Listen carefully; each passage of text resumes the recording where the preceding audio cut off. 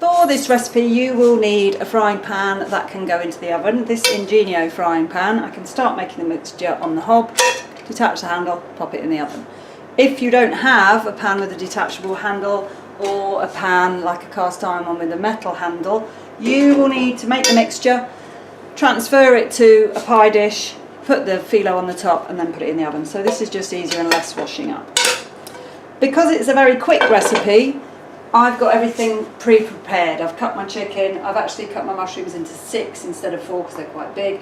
I've chopped my onion, I've actually got a piece of bacon left over from breakfast that's cooked, and this is the sauce that I'm going to use half of.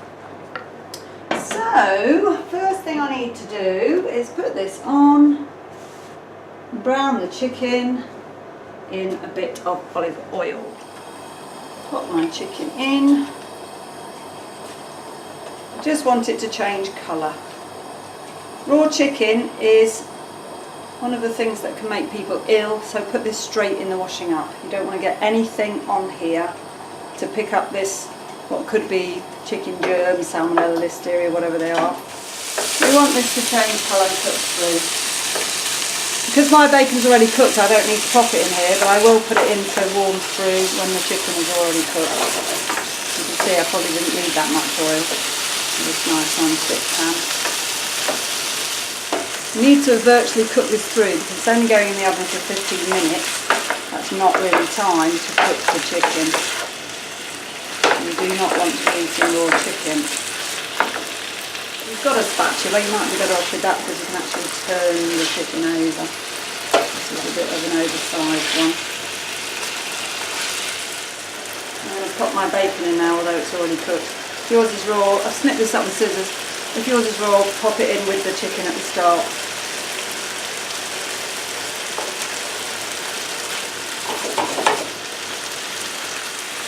Although that chicken isn't actually brown, it is pretty much cooked through. So I'm going to reserve it. I'm just going to pop it into this bowl. And I'm going to put my onions into the pan. Soften them off. As always, you could use spring onions for this. I'm a fan of the spring onion and the kitchen scissors. It's important that you're patient and you make sure these onions are cooked down, translucent, maybe starting to brown a little, otherwise you'll get a nasty raw onion flavour in your pie. You can add the mushrooms now. Let them sweat down a bit. They'll make a nice bit of juice as well.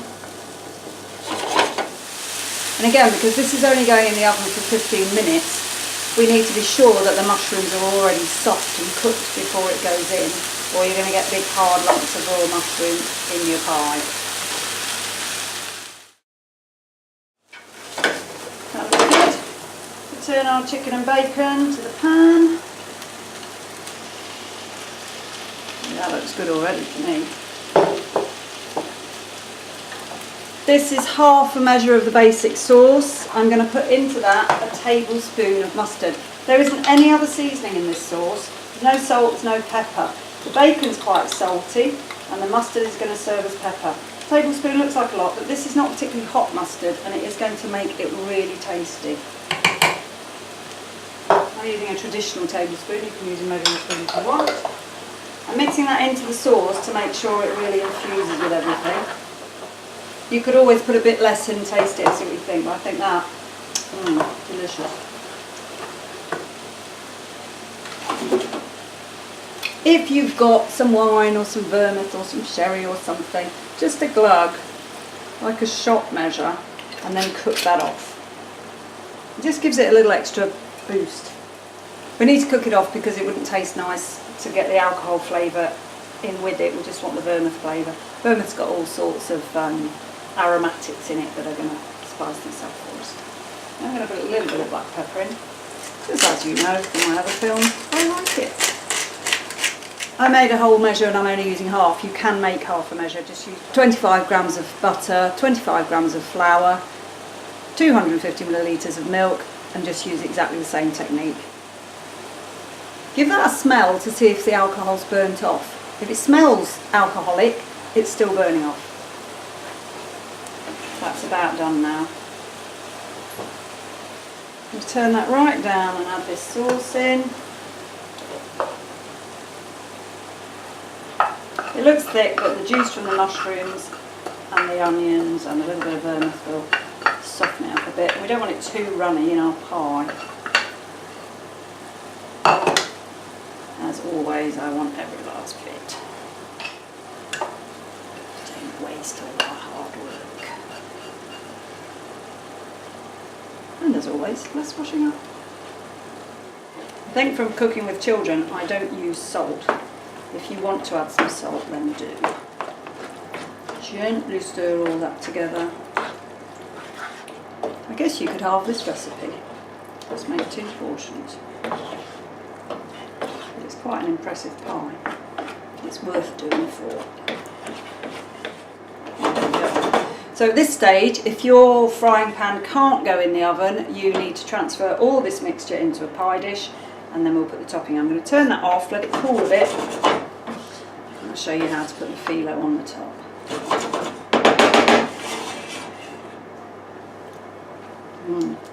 That's delicious. Oh, it really is good. So here's my shop bought filo pastry. You get 7 sheets, we're going to use 3. You can use the rest of the sheets to make turnovers. There's an extra film on turnovers. You put anything you like in them. Filo's fantastic stuff. It's rolled very, very thin. You are supposed to keep it under a damp tea towel while you work with it, but we're going to be so quick we really don't need to. So here are our 3 sheets of filo. It's just flour and water pretty much. This is some butter that I've put in the microwave for 15 seconds until it started to spit. It wasn't all melted, I've left it and then it's continued to melt. Here is my chicken pie mixture, which I've allowed to cool a little but not too much because we want to put it in the oven and make it get hot.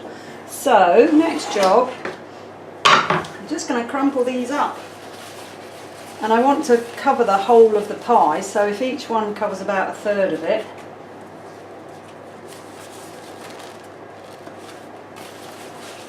give them a good scrunch. This is going to make it crispy and crunchy, so the more scrunched it is, the more crispy it will be, the more impressed you will be.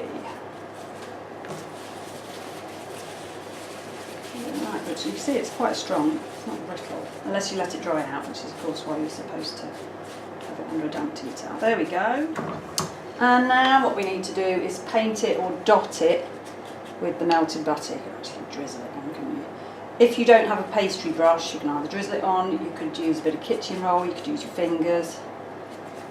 Pastry brush is handy.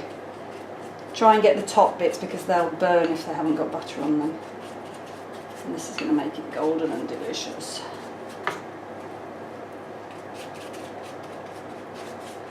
Then I'll take my handle off. That goes into my hot oven, which I preheated before I started making the chicken mixture. For just 15 minutes, because of course the filling is all cooked. The 15 minutes is just to make the top beautifully golden. Here's my lovely chicken pie with all the pastry on top, dotted with the butter, going into the oven. The oven's preheated, it's a fan oven so it's on 180, and then I will take the handle off once I've popped it in the oven. In it goes, handle off, ingenio because it's ingenious. Set my timer for 15 minutes. And cook some peas. There goes our timer. Ovens do have hot spots, so it's a good idea to check whether it's brown all over.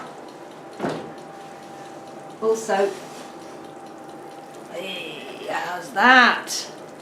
Well, that looks cooked all over to me. If there's any bits that look particularly pale, you can turn it round and cook it for another few minutes.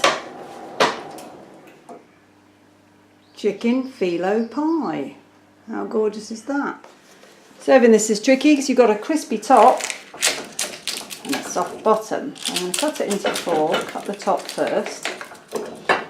Make sure you cut it really well through.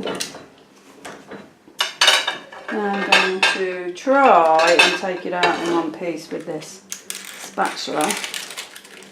But I can be pretty sure that I'm going to lose a load of filling, so use the spoon as well.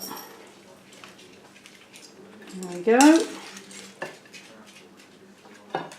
Once you've cooked something, please pop over to Facebook. Let me know how you've got on. Maybe show me a photo of what you made. Or if while you're cooking you've got any questions, pop over to Facebook, Fresher Bites, ask me a question. There's a very good chance I'll be online and I can answer your question, or there might be someone else in the group who can answer your question too. Happy cooking!